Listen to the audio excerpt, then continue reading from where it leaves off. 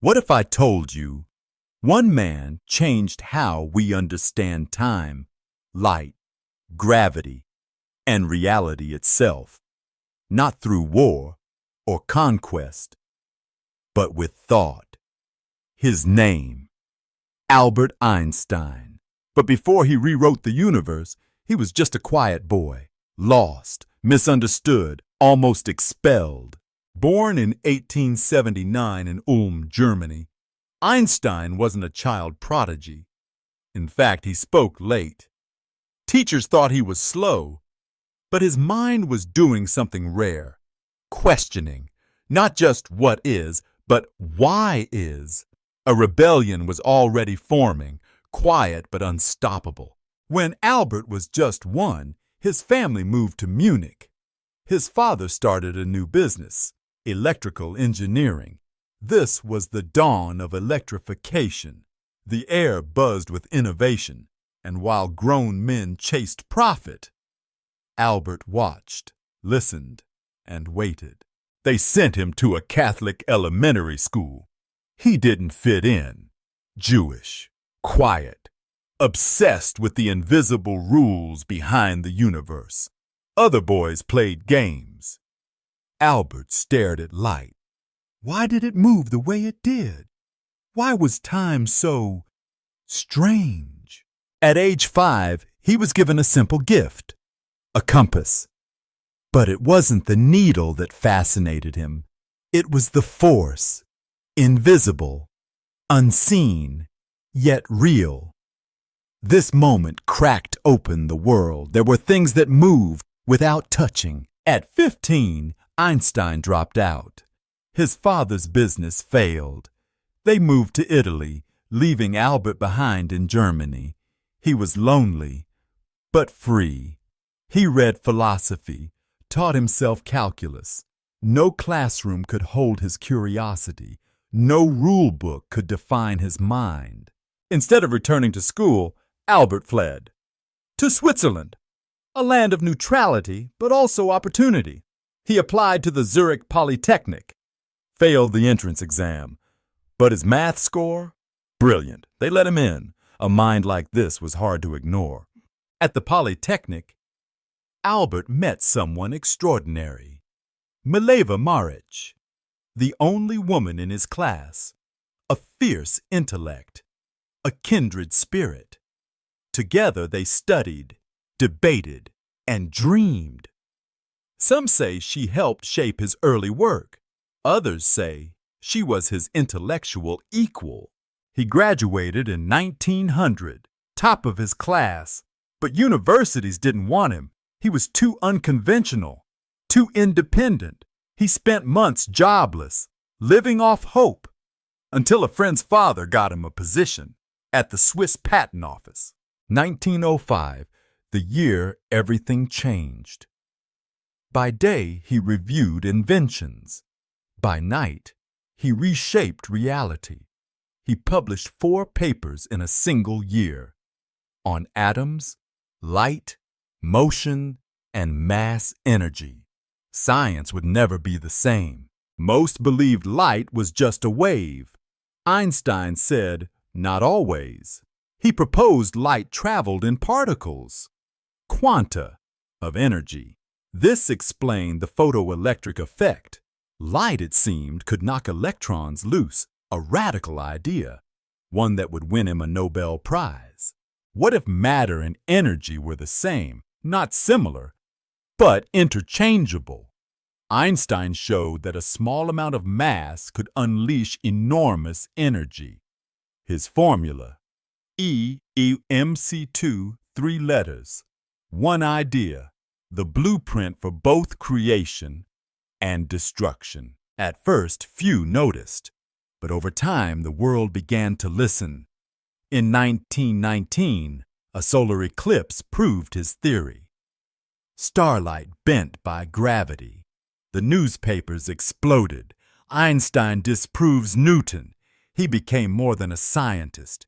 He became a symbol of genius. Einstein's theory of general relativity was profound. Gravity wasn't just a force. It was the warping of space and time. Mass bends reality itself. Planets move not because they're pulled, but because space is curved around them. This was a new universe. Overnight, Einstein became a celebrity. Cameras, lectures, crowds chanting his name. He preferred silence, equations, ideas that didn't need applause. But the world wouldn't let go. He was no longer just a physicist. He was a prophet of thought. In 1914, Einstein moved to Berlin. Germany gave him titles, honors, but also expectations. As World War I raged, he stood for peace. Colleagues called him naive, but he saw further, not just across borders, but across time. As quantum theory exploded, Einstein hesitated. He'd opened the door, but now others rushed through it. Bohr said reality was uncertain. Einstein replied, "God does not play dice." He couldn't accept a universe without order. But the science? It kept moving. In 1933, Hitler came to power. Einstein, a Jewish pacifist, was marked. He left Germany forever. Books burned. His home raided. He sought refuge in America, where freedom and a second life awaited. Einstein arrived at Princeton, not as a refugee, but as a global icon. He wore no socks, spoke with humility, and walked to work daily. But behind the quiet life was a storm of ideas still burning in his mind. In 1939, Einstein signed a letter to President Roosevelt. He warned of Nazi efforts to build a nuclear bomb. That letter sparked the Manhattan Project. He never built the bomb, but his equation made it possible, and that haunted him. August 1945. The atom split. Hiroshima vanished. Einstein's formula, E at mc2, had become a weapon. Though he didn't build the bomb, its power was born of his insight. He was devastated. The world, he said, is not ready for this. After Hiroshima, he spoke out against nuclear arms, against war. He wrote letters, gave speeches, met with world leaders. His mind gave us power, but his heart begged for wisdom and for restraint. For even in old age, he chased the impossible, a unified field theory, one elegant formula to explain gravity, electromagnetism, space, and time. He never found it, but he never stopped searching. To Einstein, truth was worth chasing, even without catching. April 18, 1955. Einstein passed away. His brain was preserved, his ashes scattered quietly. He left no temple, no monument, just ideas, and a challenge to think deeper, to imagine further. Einstein gave us more than physics. He gave us permission to ask, what if? To follow curiosity over convention. He reminded us that imagination is not childish. It's essential. The universe speaks, and sometimes it whispers only to those who listen. In Hollywood, he met Charlie Chaplin. One was silent on screen, the other silent in thought. Chaplin said, "They cheer me because they understand me. They cheer you because they don't." Two geniuses, one of laughter, one of light, a strange and perfect friendship. By the 1940s, Einstein was more than a physicist. He was a symbol, wild hair, worn sweaters, a pipe in hand. He looked like a wizard, because, in a way, he was a magician of the universe. Einstein had two sons, Hans an engineer. Edward, a brilliant mind shattered by illness. They lived apart after his first marriage ended. He loved them, but from a distance. The world had his mind. His children had only fragments of his heart. Though agnostic, Einstein embraced his Jewish heritage. In exile, he found solidarity. He visited Palestine. Later, he supported the founding of Israel, but warned against nationalism. He wanted peace, not power, faith, not fear. In his final years, his body weakened. An abdominal aneurysm, unstoppable. But his mind, still racing through stars. He left no last words. At least none we heard. But the universe still echoes with his question. Why does it all exist? When Einstein died, a pathologist removed his brain without permission. It was sliced, stored, and studied. Some said it held secrets, more glial cells, unusual folds. But maybe the mystery wasn't in the tissue, but in the questions he dared to ask. Einstein wasn't just a physicist. He was a philosopher. He read Spinoza, believed in harmony, not chaos, sought beauty in equations. He once said, "The most incomprehensible thing about the universe is that it is comprehensible." And he meant it. "Do you believe in God?" they asked. Einstein replied, "I believe in Spinoza's God, who reveals himself in the harmony of all that exists. Not a God of miracles, but of mystery. The divine was in the laws." He wasn't locked in ivory towers. He spoke out for civil rights, for Zionism, against McCarthyism. He marched with Black Americans, refused to be silent, because to him, thought without conscience was useless. In his final years, Einstein wrote hundreds of letters to scientists, to students, to strangers. He answered every question with care. One child asked, "What's the point of life?" He replied, "To serve others, to bring joy, to seek truth." As the Cold War began, Einstein warned, "Peace cannot be kept by force." He feared the arms race, two superpowers with nuclear fire. He co-founded the Emergency Committee of Atomic Scientists because once Pandora's box opened, it would take wisdom, not weapons, to close it. In 1952, Israel offered Einstein its presidency, a symbol, a unifier, but Einstein declined.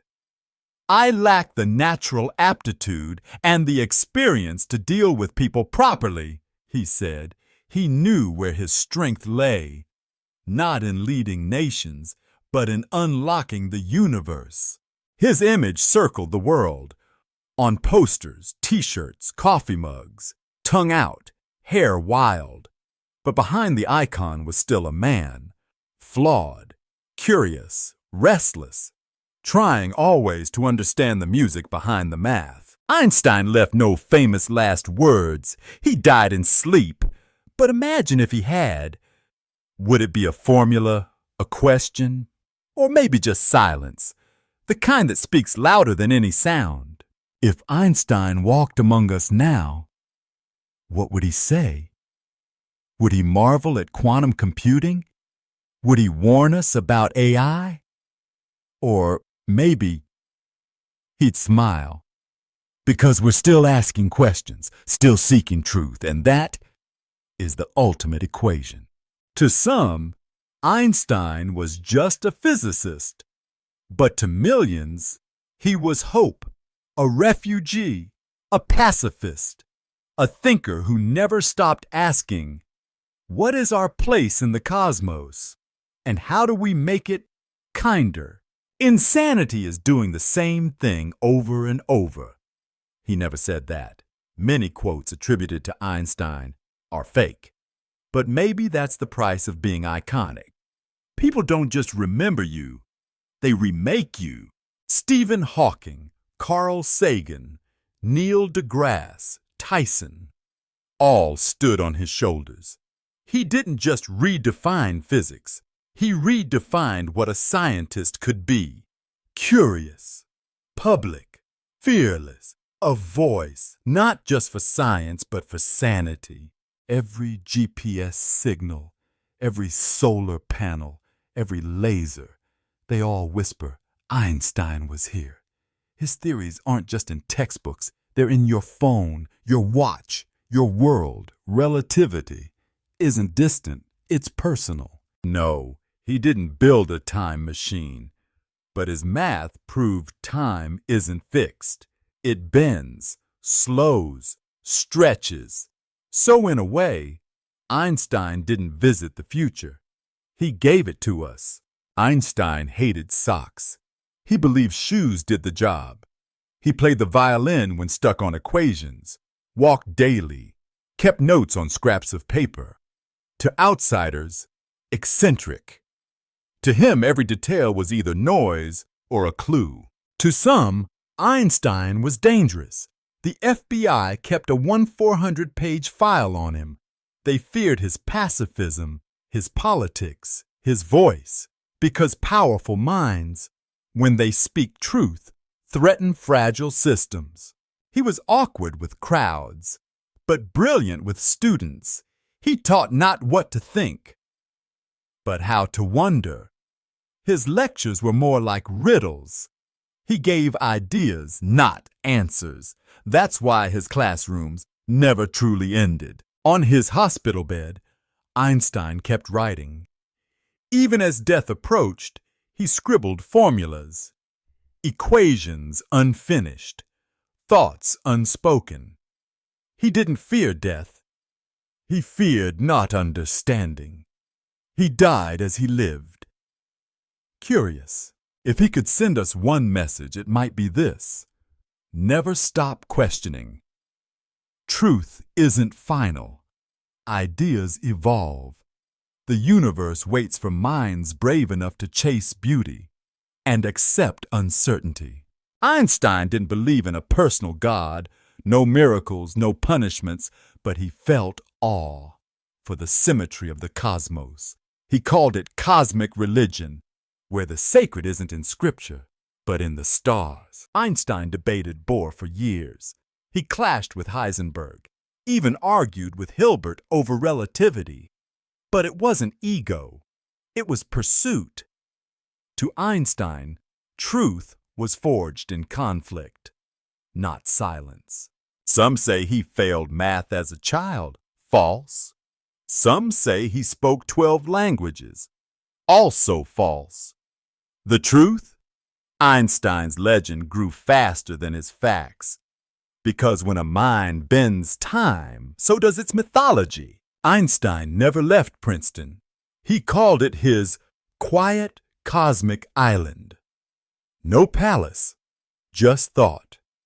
Here, he wandered, wrote, spoke softly with students, and waited for the next great idea to arrive. After his death, Einstein's brain was dissected, slices sent to labs. Some say it was unethical, others, curiosity. Can genius be measured, mapped, or is greatness beyond anatomy? Einstein said, imagination is more important than knowledge. That one's real. But he never said everything is energy or match the frequency of the reality you want. Some truths feel true, even when they aren't. But Einstein valued precision, not poetry. Einstein once wrote to his son Hans, life is like riding a bicycle. To keep your balance, you must keep moving. Not a physics lesson, a father's hope. Even the man who understood time couldn't control it. He turned down titles, refused to be a leader, ignored medals, even declined a burial monument. Fame followed him, but he kept walking. To Einstein, Greatness wasn't status, it was understanding and living according to it. Today, kids read about him in picture books, not for math, but for curiosity. He became the scientist who smiled, who asked big questions, who reminded us you don't have to fit in to stand out. Today, statues of Einstein stand in Berlin, Jerusalem, Princeton.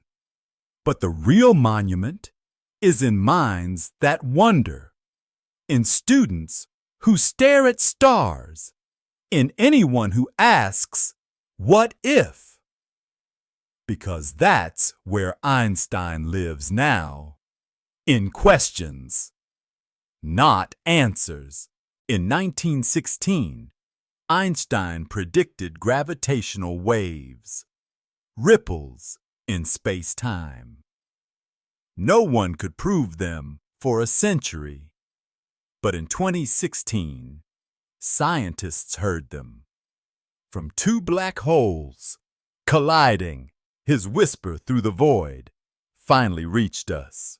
With Nathan Rosen, Einstein imagined a bridge through space-time, now called a wormhole, still theoretical, still unproven, but it ignited science fiction and the scientific imagination. Einstein didn't just explore what is, he dreamed of what could be. Einstein once added a cosmological constant to his equations. He called it a blunder, but decades later, we found dark energy, a force pushing the universe apart. Maybe he was right after all. Einstein became more than a scientist. He showed up in cartoons, comics, ads, even rap songs. Genius became branded. But behind the image, there's still the truth. Curiosity creates icons, not just intellect. Today, AI can recreate Einstein's voice. His image appears in deep fakes. He's quoted in memes. But the real voice still lives in his papers, his letters, his questions. No algorithm can replace wonder. Einstein wrote letters to presidents, to scientists, to strangers. He warned of nationalism, of unchecked power, of humanity's spiritual decay. But most of those letters, unread, filed away, dust on pages, wisdom waiting to be heard. Try not to become a man of success, he said, but rather a man of value. Einstein knew knowledge could build bombs, but only wisdom could stop them. In a world obsessed with data, he still points to meaning. If Einstein saw today's world, the internet, AI, climate crisis, would he panic? No. He'd ask questions, challenge assumptions, and remind us, our tools grow faster than our ethics, but it's never too late to think. He had flaws. He hurt people. He struggled. But through it all, he kept thinking. Not just how the universe worked, but how people could live better. Einstein wasn't perfect, but he was honest, and that made him rare. The last equation is still unsolved. The theory of everything, one formula to unite all forces. Maybe someone will find it, maybe not.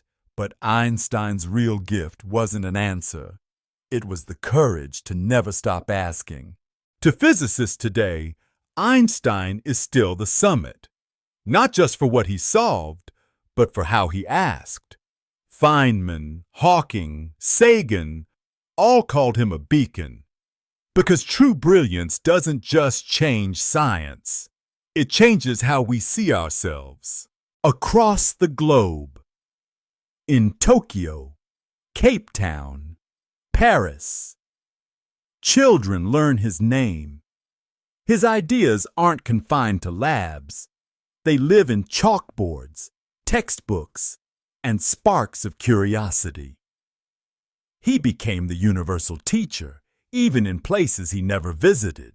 His pipe His violin, even brain fragments, are kept in museums. But the real exhibit, his notebooks, his scribbles, pages where reality bent under one man's pen. Imagine walking with Einstein today through a modern city. He'd smile at skyscrapers, ask how your phone works, then whisper, "What do you think gravity is really?" Because curiosity never retired, it only wandered further. We remember Einstein not because he was right, but because he kept questioning. In an age of noise, he was a quiet voice that shook the universe, and that is timeless.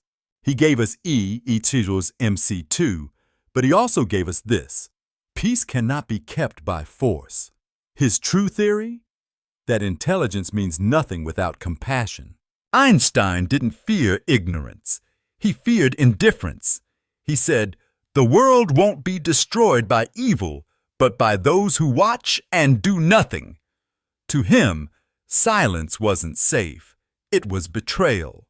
He loved music. He played violin not to escape thought, but to deepen it. To him, music and science were siblings, both searching for hidden harmony. Einstein never lost his childlike wonder. He questioned the obvious, chased the impossible, and laughed often. The secret? He never grew up. He just grew deeper.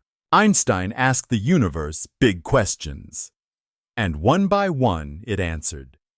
Through telescopes, lasers, satellites.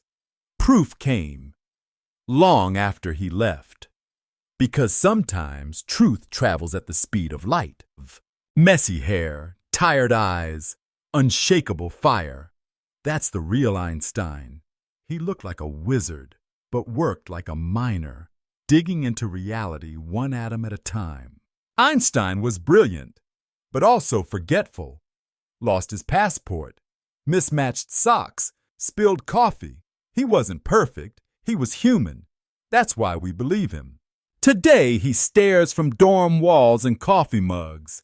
But he wasn't a brand. He was a battleground. Between logic and empathy, chaos and order. We turned him into a meme. He just wanted meaning.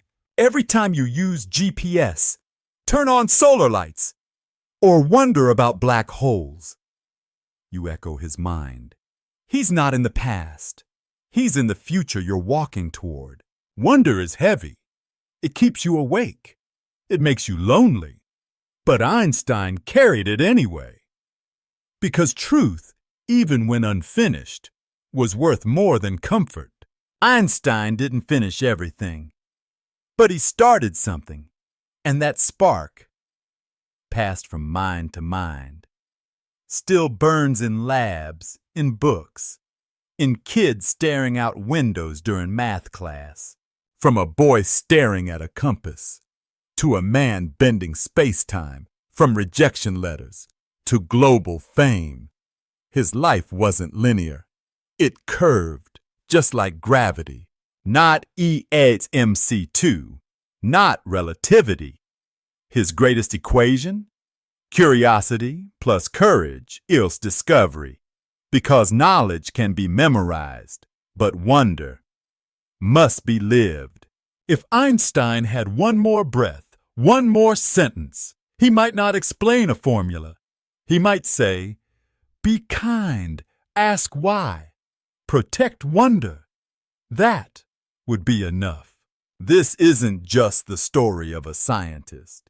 It's the story of all of us, trying to understand what can't be seen and love what can't be proven.